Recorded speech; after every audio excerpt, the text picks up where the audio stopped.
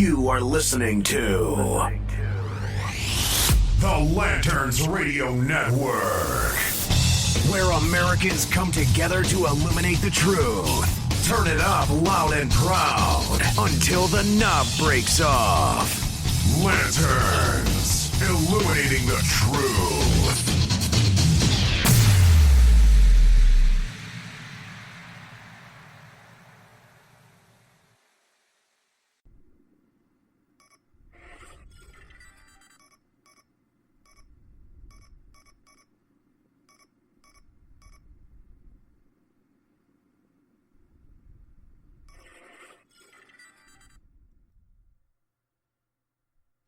Lanterns authorization code accepted.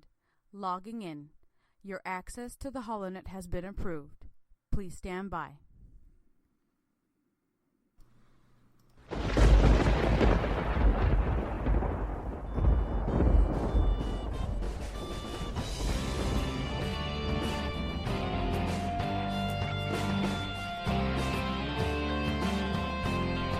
You're listening to the HoloNet on Lanterns Media Network. The Millennial Conservative Resistance begins here.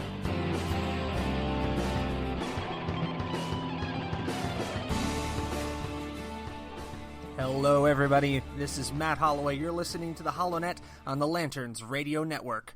The Millennial Conservative Resistance does indeed begin right here, right now, with you. Got a heck of a show for you today. Real exciting things coming about. During our first half, I'm going to give you some of the trending stories today, and it just seems to me that the world is on its head, and I will go into more detail about that in just a couple of minutes. Some truly unexpected moves coming from the GOP, and also a truly disturbing story that just came out on lanterns.buzz from my colleague there, Rosie on the right, that I feel we absolutely need to jump right to, and we're going to come to that in just a second.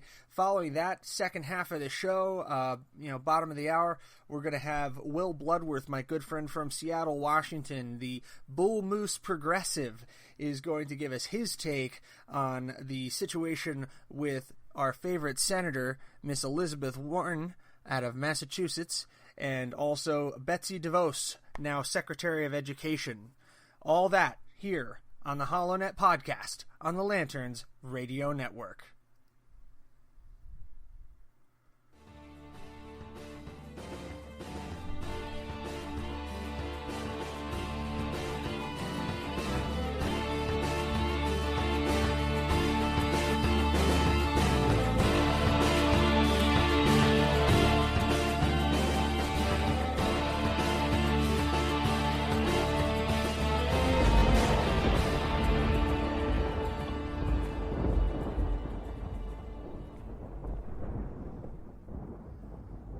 All right, guys and gals, we're going to dive right in here. If you get a chance, log in. Lanterns.buzz is the page. You can listen to my podcast there on the stream, and you can, of course, read our articles from we've got about 30 writers now, last time I heard from Chris Pillier, who runs the show here at Lanterns, and one of them is Rosie on the right. Now, Rosie writes for a couple of different sources. She's been known to write for LibertyEagle.com, SilenceIsConsent.net, and she, like me, grew up just buried in politics. She grew up watching C-SPAN. But here's the story that's coming across from Rosie now. State Department whistleblower exposes refugee resettlement program. And I'm going to read right from it. According to Rosie, a U.S. State Department retiree has published a whistleblower letter in the Chicago Tribune fingering the refugee resettlement program as fraught with fraud and abuse.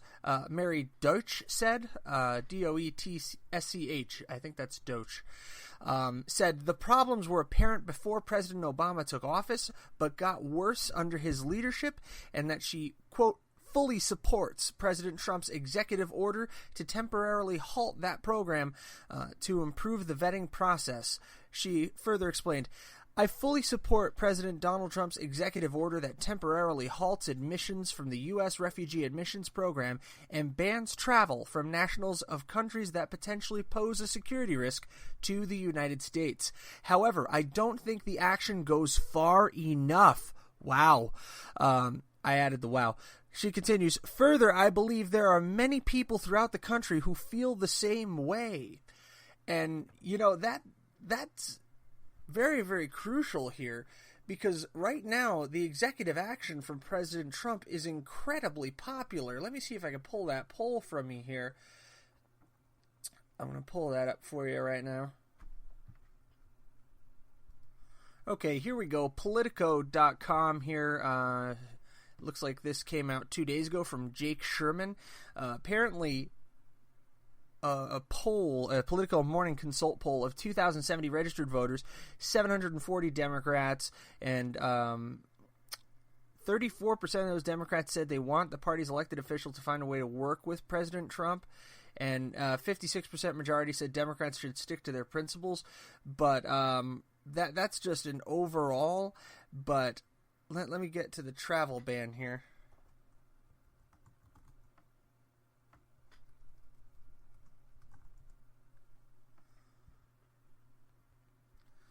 Here we go. According to the Politico Morning Consult poll, 54% of those polled, and again, this is from 2 days ago, 54% of those polled support the immigration restrictions that President Trump has put into place. But let me get back to Rosie's story here. Rosie continues that Deutsch retired about 2 months ago after having served in both Republican and Democrat administrations. She was a refugee coordinator. She turned State Department whistleblower because one of her assignments was at a United Nations refugee camp in Jordan.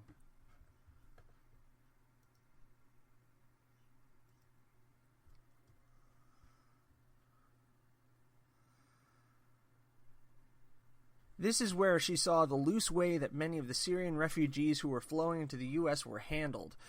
Now, she cites WorldNetDaily.com here. Quote, she refutes the narrative repeated by the Obama State Department. The same false narrative is repeated by its nonprofit contractors at Catholic Charities, Lutheran Social Services, lobbyists, and supporters, including some members of Congress. The narrative that refugees are the, quote, most vetted and, quote, most scrutinized of all travelers to the United States. Her letter affirms, still reading here, what has been widely reported by conservative websites for years, that the, quote, vetting of refugees from broken countries such as Somalia, Syria, and Sudan usually consisted of a personal interview with the refugee. Wow, only a personal interview with the refugee, actually. In Middle Eastern countries, the United States used people from the same village to vet fellow neighbors. There's no data from law enforcement, and sometimes there's no documentation of any kind, like a passport, for example. Good God. All right, it looks like Rosie goes into a lot of detail here, so check that out. Lanterns.buzz, posted by Rosie on the Right.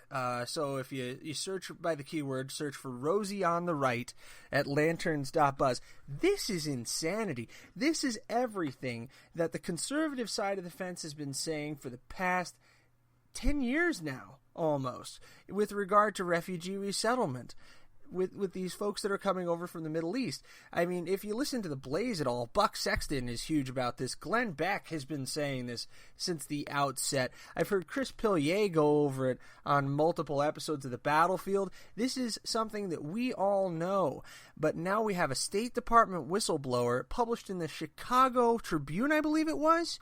Yes, the Chicago Tribune, and on WorldNetDaily.com. This should be irrefutable, prima facie proof to the Congress and to the American people that it appears, and I don't know how many more times I'm going to get to say this, but it appears that President Trump is vindicated in his travel ban.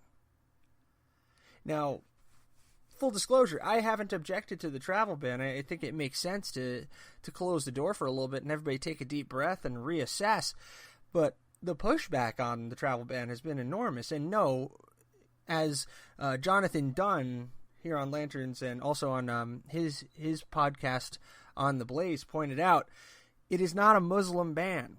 The 7 countries actually originated from a document from the Obama administration. But going back to the point, it looks like the Trump administration is going to be totally vindicated here. That's amazing. One more thing I wanted to get into before we before we go to break here, I've only got a couple of minutes because that interview with Will is a little bit lengthy. But in a really unusual turn, an incredibly unusual turn, a GOP senator, this story is coming from Tragoin Phillip on The Blaze. You can check that out, blaze.com/news. Senator Deb Fischer, Republican out of Nebraska, is presenting a pair of bills that tackle topics that have usually been in the Democrats' wheelhouse: equal pay and paid leave. Now, this just sends my hackles into high gear. If you don't know what hackles are when your dog gets mad and the hair on the back of the neck sticks up like 3 feet. So my hackles are up on this one because any laissez-faire conservative or libertarian is screaming and pulling their hair out right now. If you listen to Milton Friedman at all, and I strongly recommend that you do. I was listening to Battlefield Live with Chris Pilier yesterday, and he actually played a clip. He and his new co-host producer Dallas, they were going on about Milton Friedman, and I love Milton Friedman. Milton Friedman is just easy listening if you want to understand and tackle complex economic issues in an intelligent and intellectually honest way. But Milton Friedman's starting over in his grave right now, knowing that a Republican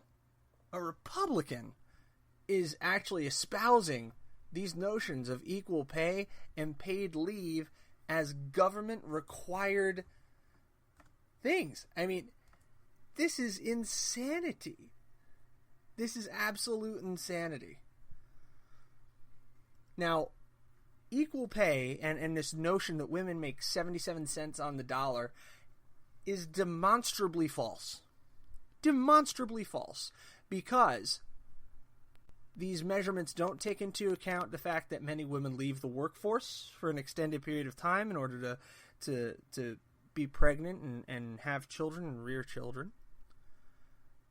And the broad comparisons are inherently problematic. And I'm going to quote from the story here on The Blaze that President Barack Obama said the broad comparisons are inherently problematic. That's where I got that from. And the 77 cents figure comes from a 2011 Census Bureau report, and it was based on annualized wages, which is quite a wide metric, and does not account for variances. The Washington Post, which The Blaze cited, noted, annual wages is a broader measure, and it can include bonuses, retirement pensions, investment income, and the like, but it also means that school teachers who may not work over the summer would end up with a lower wage. So in other words, since women in general work fewer hours than men in a year statistically, the statistics may be less reliable for examining the key focus of the legislation, which is wage discrimination. So, and back to quoting Trey Goyen here on The Blaze, when Obama made the pay gap claim again during his State of the Union address in 2013, the Washington Post once again debunked it. And like I said, you can check this article out on The Blaze. I strongly recommend you do. And you can actually go, he links straight to the Washington Post story where the 2013 State of the Union is fact-checked. So we have beaten this over the head again and again that the 77 cents on the dollar pay gap between men and women in the United States is a fantasy. It is false. On its face, it is false. It holds no water. Yet here we have a Republican senator, ostensibly a conservative one, coming from Nebraska. I mean, to get elected dog catcher in Nebraska, you have to be a conservative.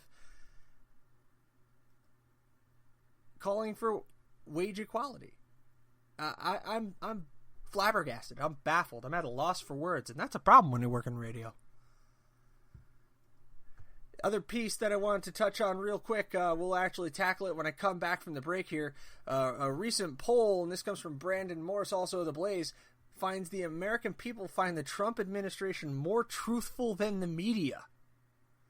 We'll touch on that when we come back from this break. You're listening to the HoloNet on the Lanterns Radio Network.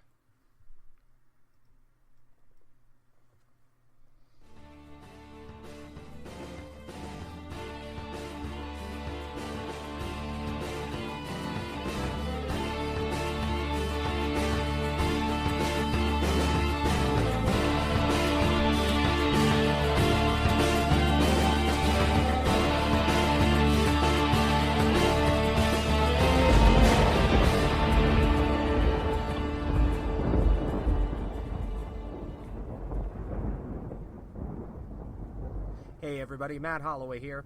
I wanted to take a moment to talk to you about an amazing group of patriot entrepreneurs.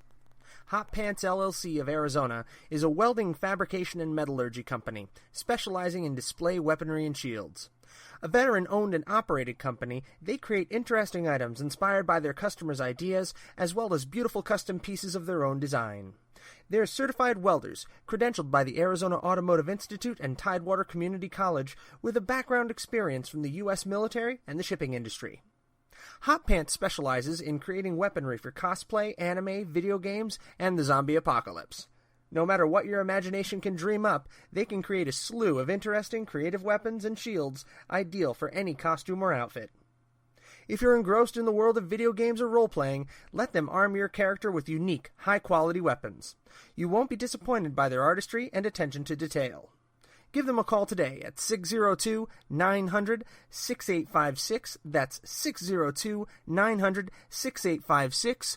Order online at www.hotpantsmetal.com. That's HOTTPANTS metal.com. Also, they're on Facebook at facebook.com/hotpantsllc.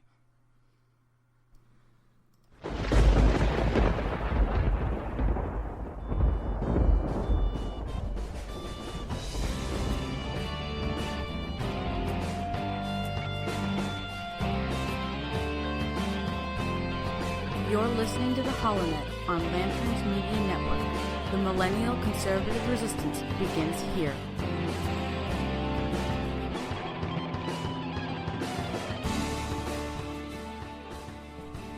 And we're back. Thanks for sticking around. I'm Matt Holloway. You're listening to the HoloNet podcast on the Lanterns Radio Network. All right. So before the break, I promised you we'd take a look at this story here on The Blaze from Brandon Morse. This just dropped about an hour ago, so this is really fresh.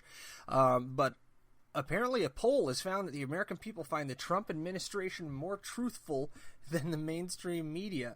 So a recent poll conducted by Emerson College, the American people by a 10-point margin find President Trump's administration to be more truthful than the media. A key finding in the poll shows that voters find the Trump administration to be more truthful than the news media. The Trump administration is considered more truthful by 49% of voters to 48% of voters who consider it untruthful. Meanwhile, the news media is considered untruthful by 53% majority of voters to only 39% who find them truthful. That, folks, is a 14-point gap. The world is officially on its head.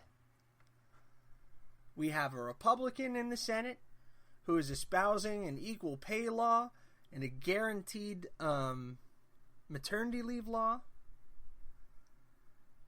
And President Donald Texter Trump is considered to be more honest than the overall media. My, oh my, that is one effective campaign that he has waged.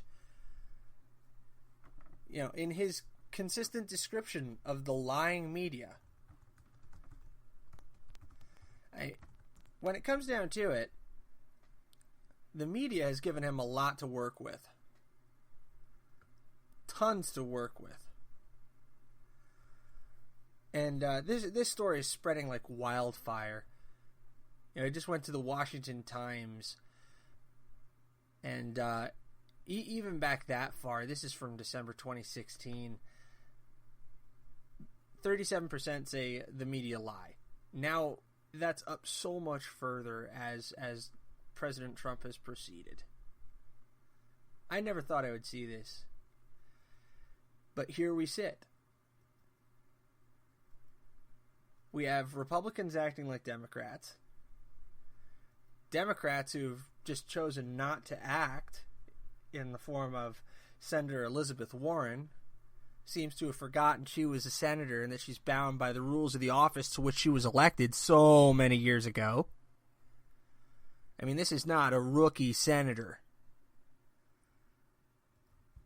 Let me see, how long is it since Senator Warren was elected?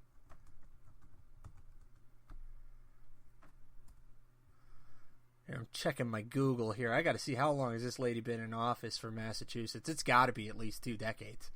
I mean, she's in almost as long as John McCain, I'm sure. Okay, so I guess I was off on that one. She's been a senator since 2013, so she's been in for 4 years so far.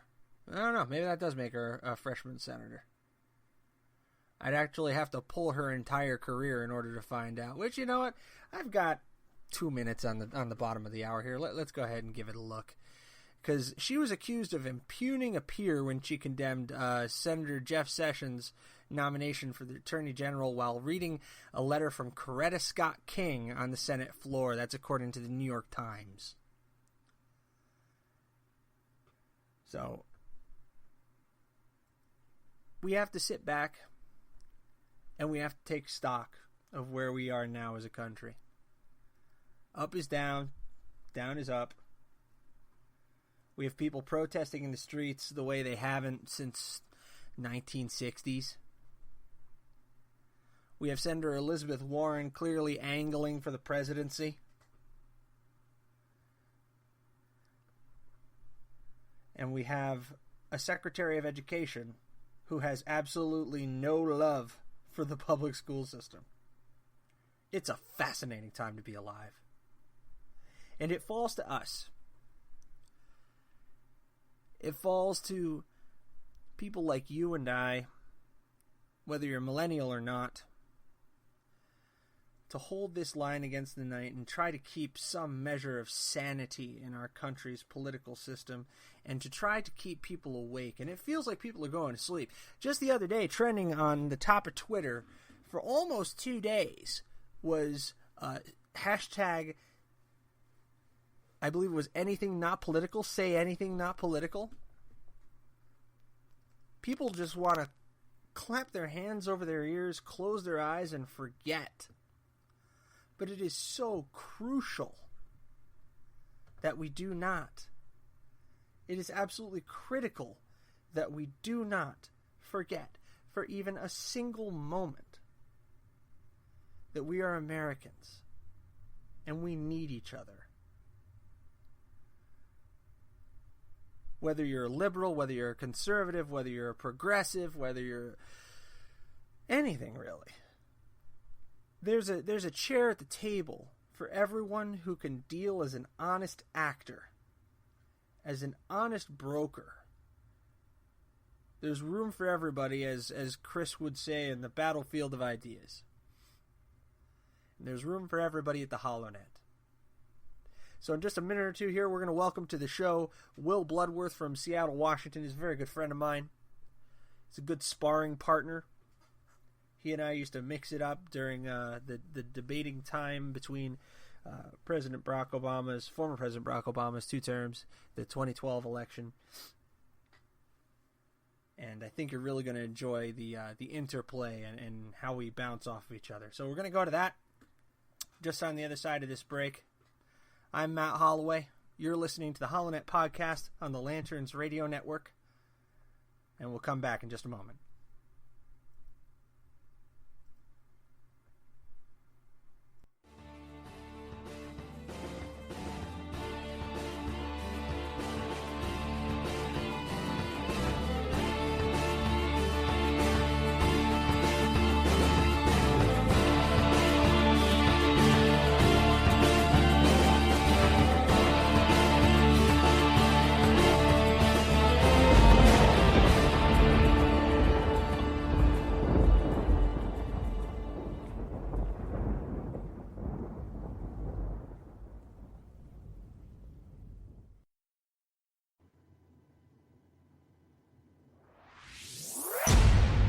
You are listening to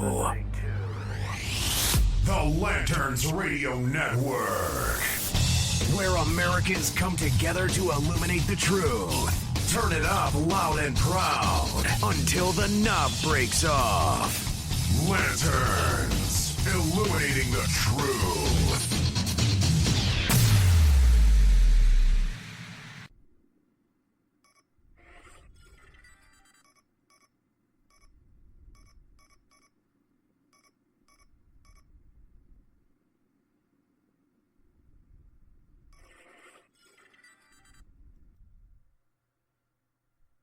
Lanterns authorization code accepted. Logging in. Your access to the HoloNet has been approved. Please stand by.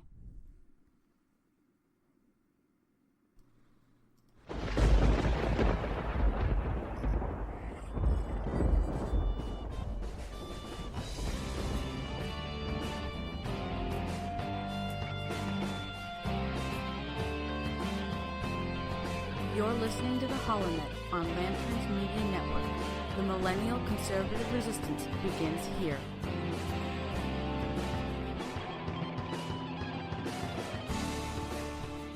All right, thanks for sticking with us. You're listening to the HoloNet on Lanterns Radio Network. I'm Matt Holloway. Joining us now from just outside of Seattle, Washington, very good friend of mine and self-described progressive bull moose progressive, Mr. Will Bloodworth. Will. Hello there. Welcome to the HoloNet, Will.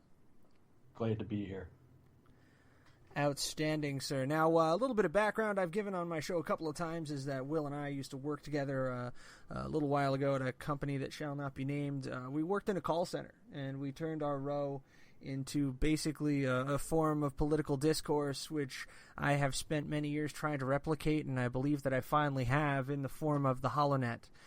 So it was only natural for me to invite my good friend Will Bloodworth back, as he is really the only person with truly leftist leanings who I've been able to engage in a really meaningful manner and regularly sharpen my own debating skills. And I regularly contact Will just to keep me honest, because if we submit merely to the echo chambers of our own news feeds on social media, then we never improve, do we, Will? No, we do not. That's why I hold that standard on my own Facebook page, and I hold it in my own life, that I may not like what you have to say. I might downright hate it, but I will listen to it, and if it has merit, I'll discuss it with you.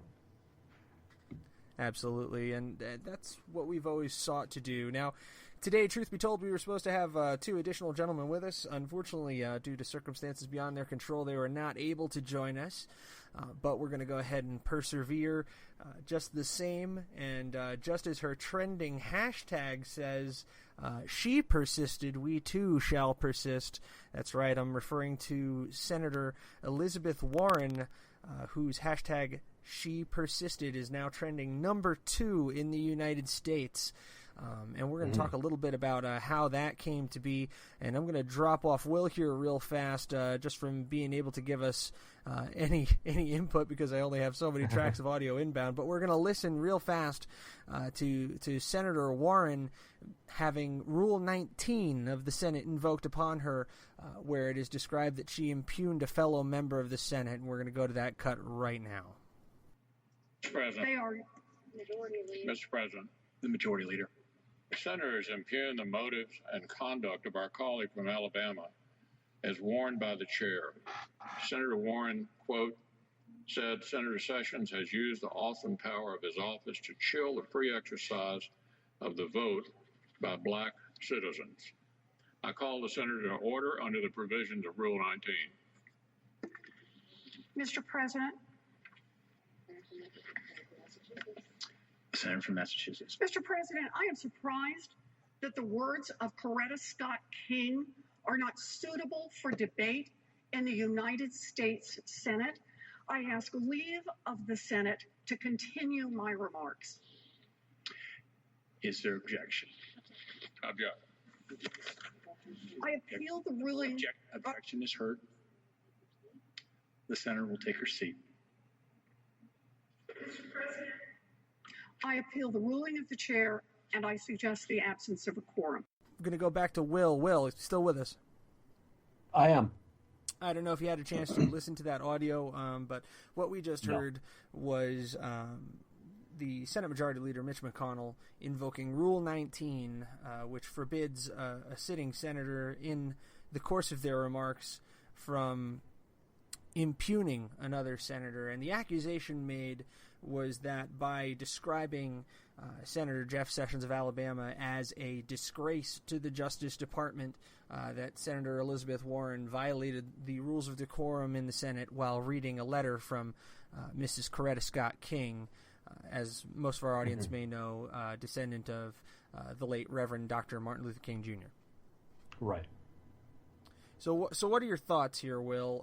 The thoughts that I've seen coming across the blogosphere and the Twitter sphere from the conservative side of the fence is that Majority Leader McConnell has made an error here in creating a martyr of Elizabeth Warren. What are your thoughts? I don't think so. I don't think necessarily martyr is the right way to look at this. I think a lot of the conservatives that I've been hearing from are cheering it and saying, finally, a Democrat is being told that they have to follow the rules, which I find, I don't know. Full disclosure, I myself don't identify as a Democrat in the strictest sense, but all the same, I mean, a lot of those people are on the same quote-unquote team. As far as what that means with what Warren did and what McConnell did, I think context is really more important.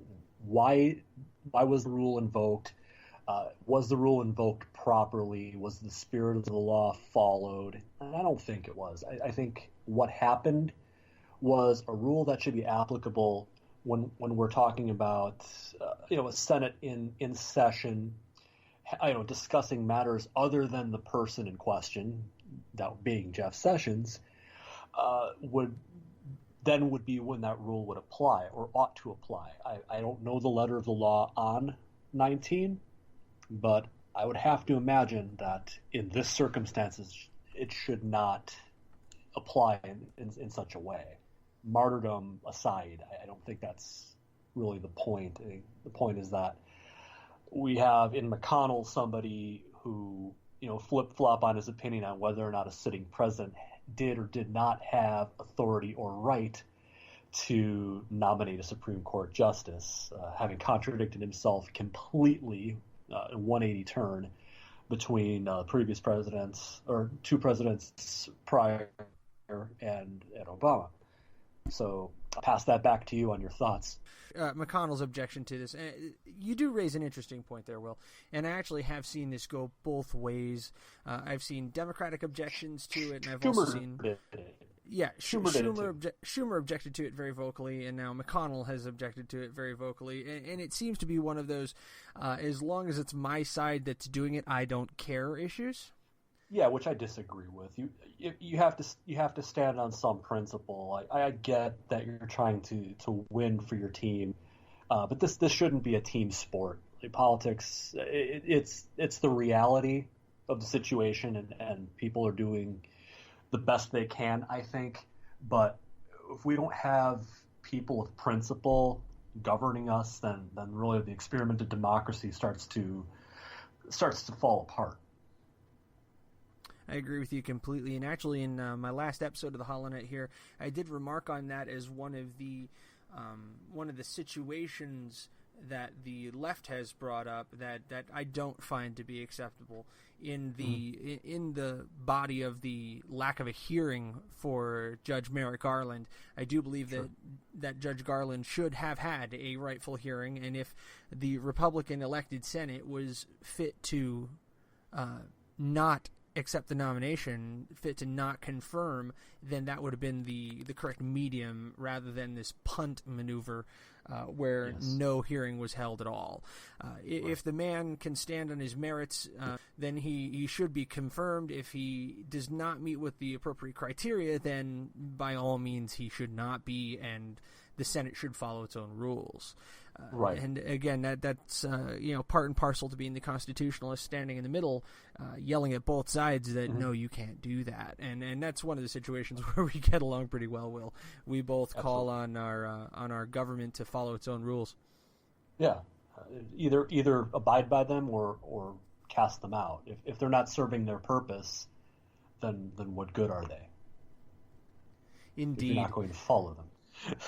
I did go ahead and I pulled up the rules here pertaining to Rule 19, and man, this is there are quite a few rules here. So hang on, let me say, okay. No senator in debate shall, directly or indirectly, by any form of words, impute to another senator or to other senators any conduct or motive unworthy or unbecoming a senator.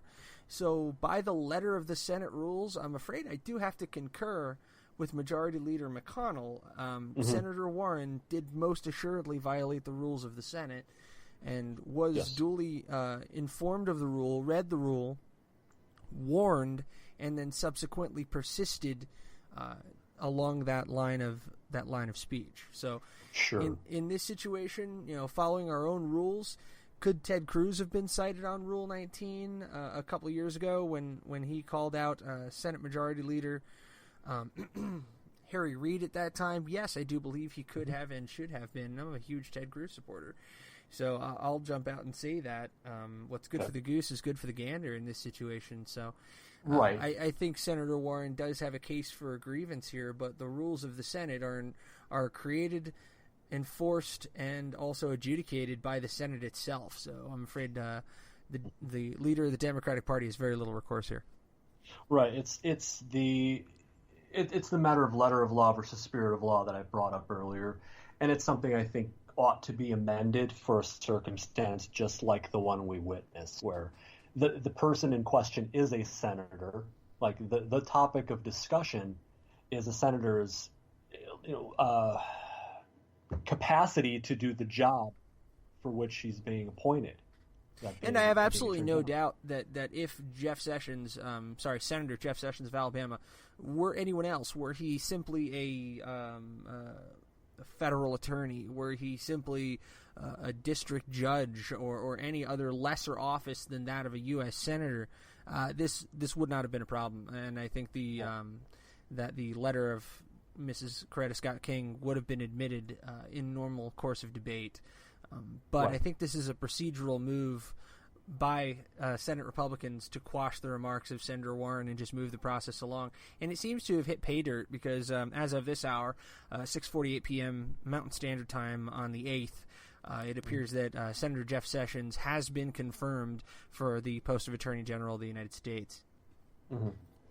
Yeah, and it's hard to say that, or rather, I shouldn't even go that way. It's not hard to say that in all likelihood, with or without Warren's statement, we would have still seen the same result. It's a lot of what's happening is ceremonial, and it's make a statement, and it means more in terms of what it symbolizes to the Americans on either side of the political line, with what's being said and why and in what context.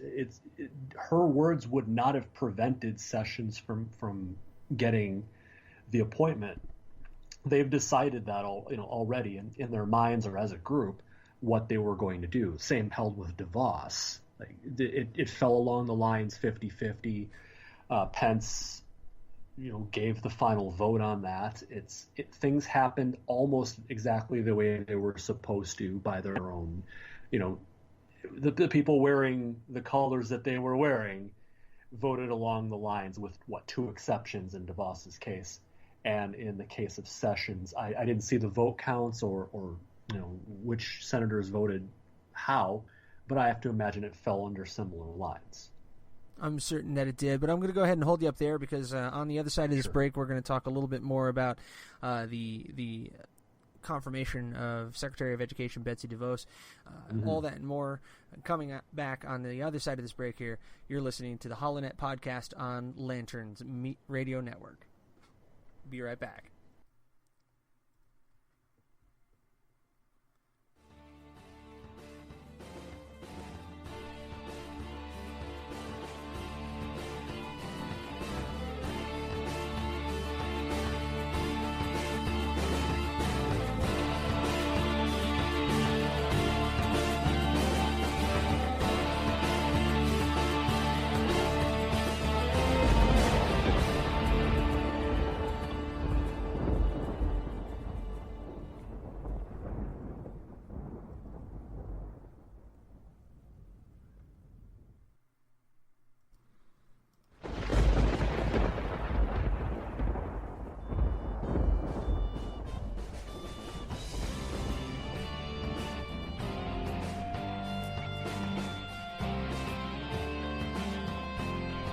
You're listening to the HoloNet on Lanterns Media Network.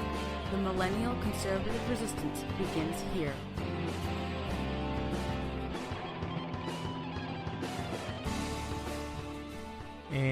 we're back, and we have with us Will Bloodworth from the great state of Washington, otherwise known as the People's Republic of Washington.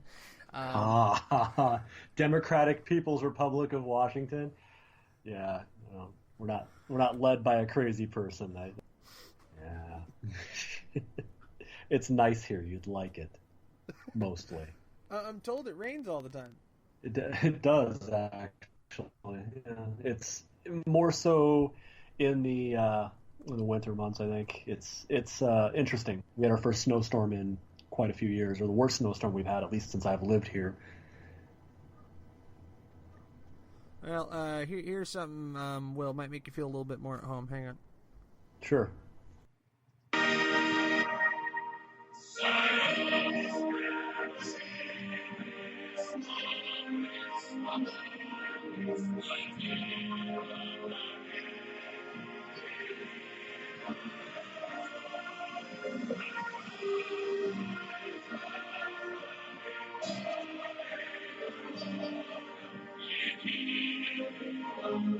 Hey, Will, enough of that garbage. I put on the Soviet national anthem for you.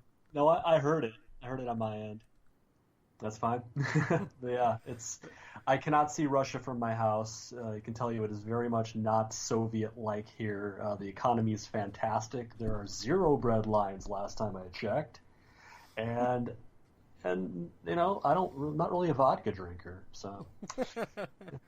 Well, you always have been a bit of a straight edge, old friend. But one thing I did want to touch on, we actually had a rather good exchange going earlier today in regards to Secretary of Education, well, now Secretary of Education, Betsy DeVos, and we had a rather spirited discussion with regards to school choice. And I actually wanted to go to a fantastic article that, surprisingly enough, appeared in Vox, of all places. And Will, I think I sent this over to you, did I not? You did. I didn't have a chance to look at it. I was at work when I received it from you, so. No worries, so was I. Anyway, the article is by Mark Bauerlein. I believe I'm pronouncing that accurately, and it's entitled, "The Job of the Education Secretary Isn't to Defend Public Schools, it's to help kids learn." And I'll read you a little bit of it here. It says, Betsy DeVos doesn't support public schools. She didn't attend them as a student, and she has never worked in the system.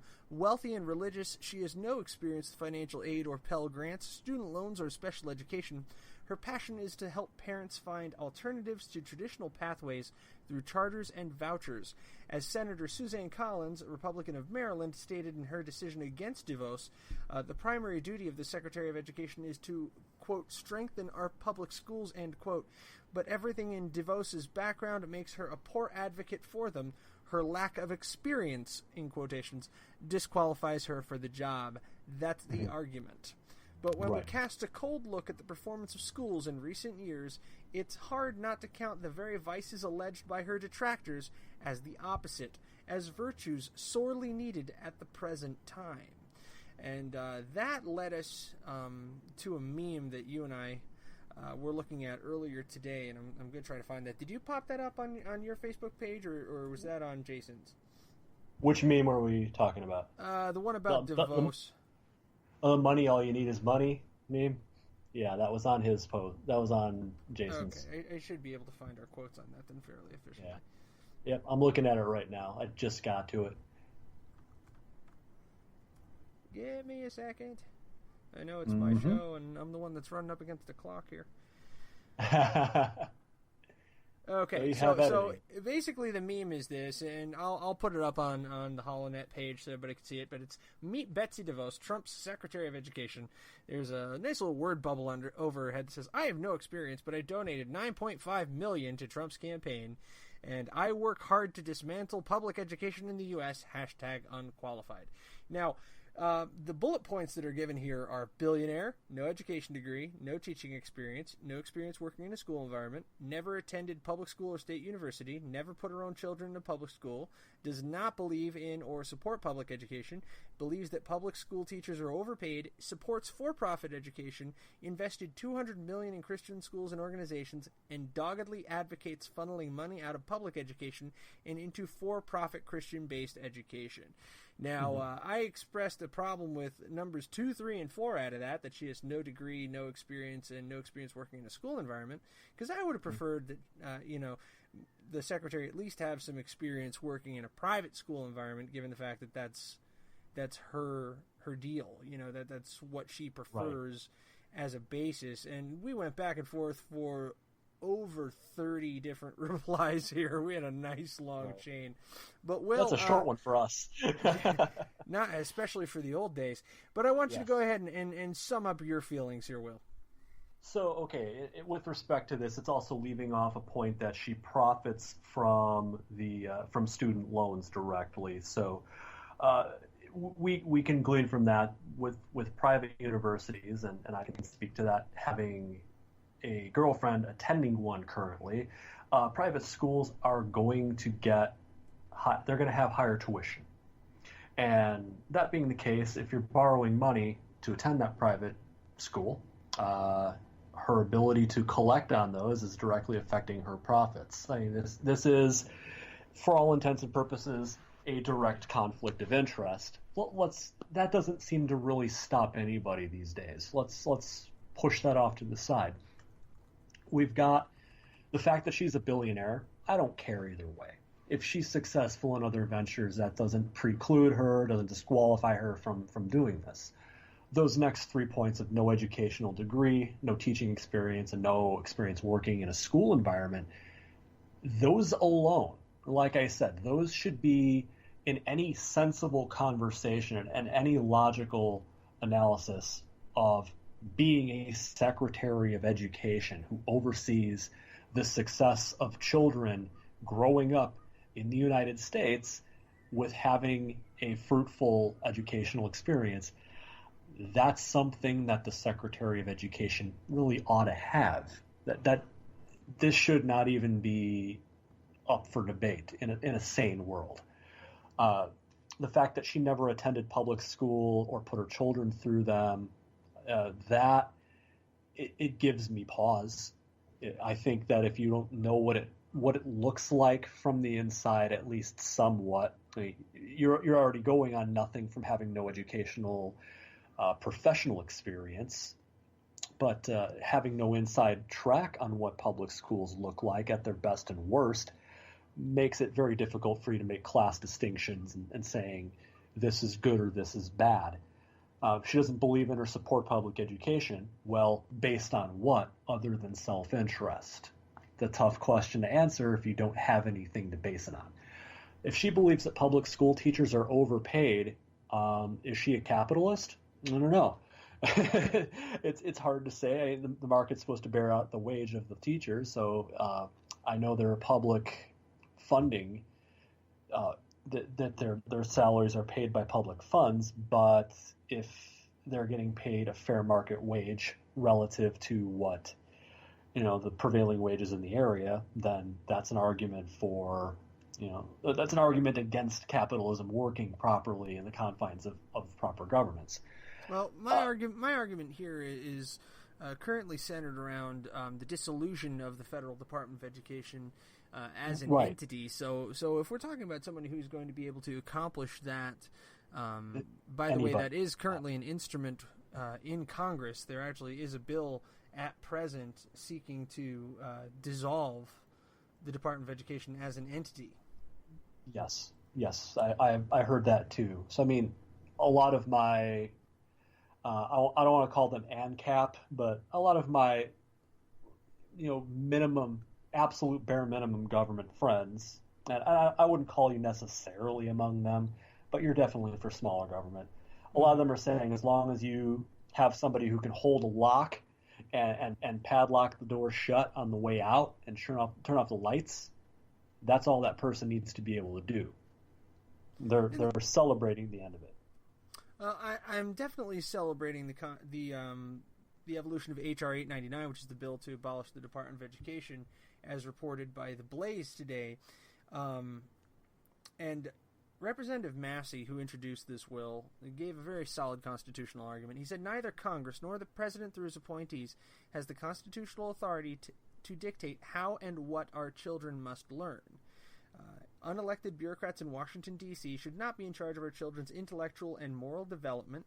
He added, states and local communities are best positioned to shape curricula that meets the needs of their students. Schools should be accountable. Parents have the right to choose the most appropriate educational opportunity for their children, including homeschool, public school, and private school. And this was co-sponsored by your regular rogues gallery from your perspective, Will. Justin Amash, Andy Biggs, Jason Chaffetz, Matt Getz, Jody Heiss, Walter Jones, and Raul Labrador. And Massey, of course, capped it off with the required quote from Ronald Reagan, which I'm not going to regale us here, but he was clearly going for the straight bank shot on this bill, and I think he's going to get it with the overall Republican support. The question really is, will the system maintain the shutdown of the Department of Education? But Will, I think we're going to have to leave that for another episode coming up here, because we are coming up against a brick wall. But I really want to thank you for joining me on the HoloNet this week.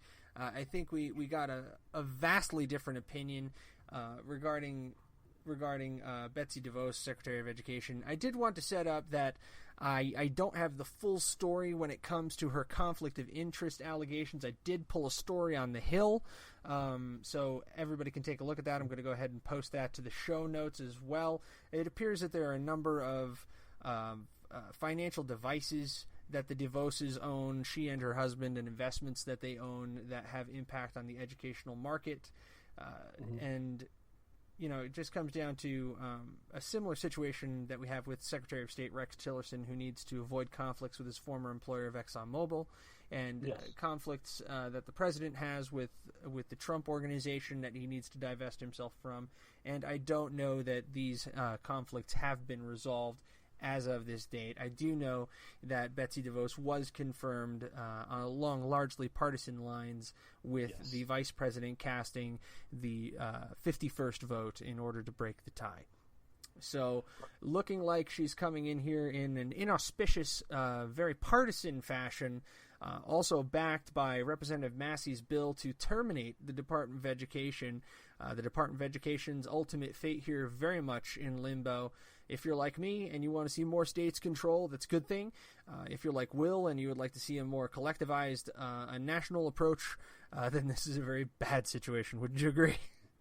Yeah. And without launching into a whole big thing about it, certainly I think it's one of those baby bathwater situations where, you know, we can agree that, you know, the educational situation is woeful right now, but I foresee it being a lot more woeful when we have the difference in income, inequality from state to state or from municipality to rural area.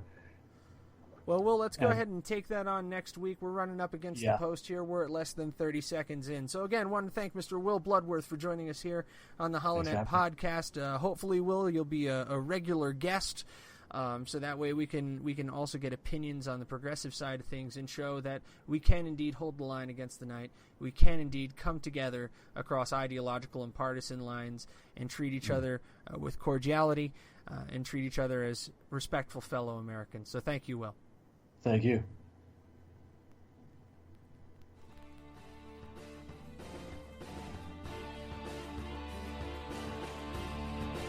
I'm Matt Holloway.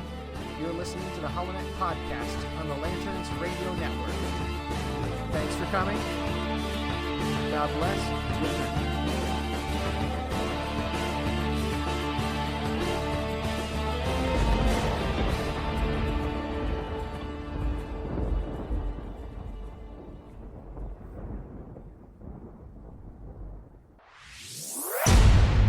You are listening to the Lanterns Radio Network, where Americans come together to illuminate the truth. Turn it up loud and proud until the knob breaks off. Lanterns, illuminating the truth.